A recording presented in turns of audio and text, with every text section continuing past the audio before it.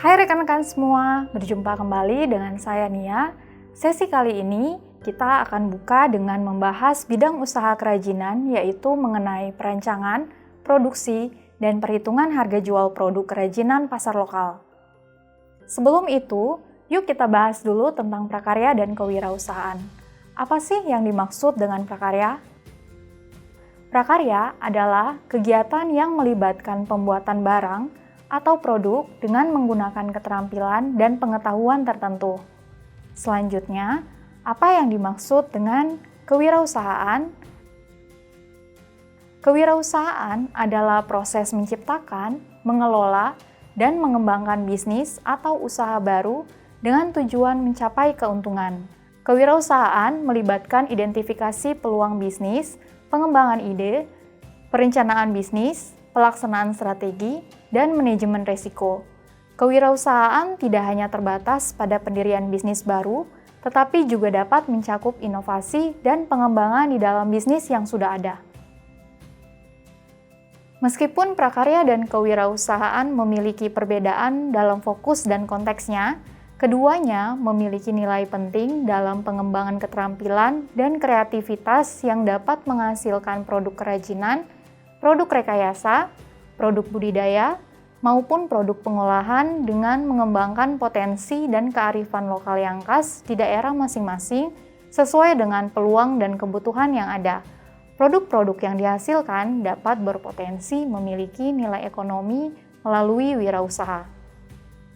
Pembelajaran prakarya yang disinergikan dengan kompetensi kewirausahaan ini merupakan kemampuan yang sangat penting dimiliki untuk dapat berperan di masa depan. Nah, rekan-rekan, udah siap untuk belajar mengidentifikasi peluang produk kerajinan berdasarkan kebutuhan pasar lokal, serta memanfaatkannya untuk memenuhi kebutuhan di sekitar? Yuk kita bahas. Kita tahu bahwa Indonesia kaya akan budaya, dan setiap daerah memiliki kekhasan produk budaya, diantaranya berupa produk kerajinan tangan. Membuat benda kerajinan tangan merupakan sesuatu yang unik. Sesuatu yang dibuat dengan tangan manusia akan selalu memiliki nilai lebih karena berkenaan dengan perasaan yang ingin disampaikan oleh si pembuat. Hal ini menjadikan peluang usaha dalam bidang kerajinan masih terbuka lebar. Dalam merencanakan usaha kerajinan berbasis kebutuhan lokal, maka perlu dilakukan analisis peluang usaha dimulai dari mendesain produk kerajinan yang memiliki fungsi pakai yang harus mengacu pada tujuan pemanfaatannya, yaitu yang pertama, kerajinan yang dimanfaatkan untuk pemenuhan kebutuhan sehari-hari seperti tempat tisu, tempat pensil, tas belanja, atau pot tanaman. Yang kedua, kerajinan yang dimanfaatkan untuk penunjang kebutuhan fashion seperti kalung, gelang, ikat pinggang, dompet, atau tas.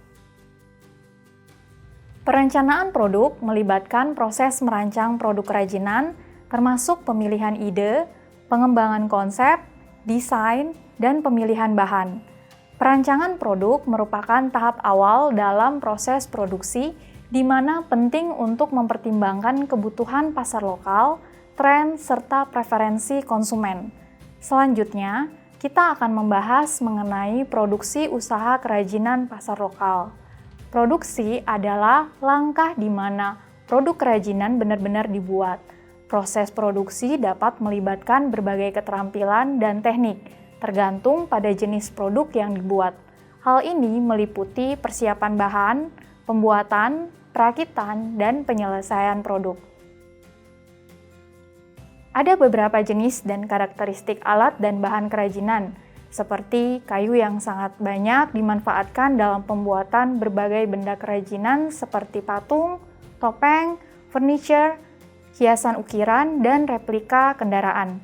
Selain itu, kulit binatang seperti kulit kambing, sapi, buaya, kerbau, dan ular yang melewati proses pengolahan juga dapat menghasilkan tas, sepatu, ikat pinggang, dompet, dan pakaian yang memiliki nilai jual dan artistik sangat tinggi. Produk kerajinan tangan dapat dibuat dengan berbagai teknik. Beberapa teknik produksi kerajinan yang sering digunakan yaitu pahat atau ukir, batik, tenun, anyaman, dan border. Perhitungan harga jual juga tidak kalah pentingnya karena ini adalah proses menentukan harga jual yang tepat untuk produk kerajinan.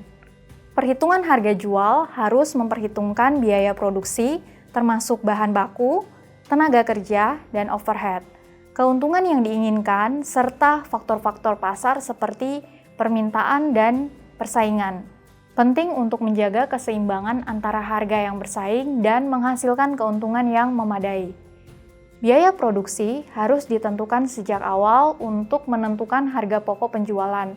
Semakin besar biaya produksi, maka semakin besar pula harga pokok penjualan per produk. Setelah mengetahui harga pokok penjualan, barulah kita dapat menentukan harga jual dengan menambahkan besaran laba yang diinginkan. Dalam konteks pasar lokal, penting untuk memahami preferensi dan kebutuhan konsumen lokal, serta faktor-faktor budaya dan ekonomi yang mempengaruhi perilaku pembelian. Ini dapat membantu dalam menentukan desain produk yang tepat, strategi produk yang efisien, dan penetapan harga yang sesuai dengan nilai pasar. Pemahaman yang baik tentang perancangan, produksi, dan perhitungan harga jual produk kerajinan pasar lokal merupakan kunci keberhasilan dalam mengembangkan bisnis kerajinan yang berkelanjutan dan berdaya saing di pasar lokal. Gimana rekan-rekan? Menarik bukan topik pada pembelajaran kita hari ini? Semoga video ini dapat menjadi panduan belajar yang bermanfaat bagi Anda semua, serta banyak memberikan inspirasi baru. Semoga penyampaiannya cukup jelas ya. Sampai ketemu di sesi berikutnya. Terima kasih dan selamat belajar.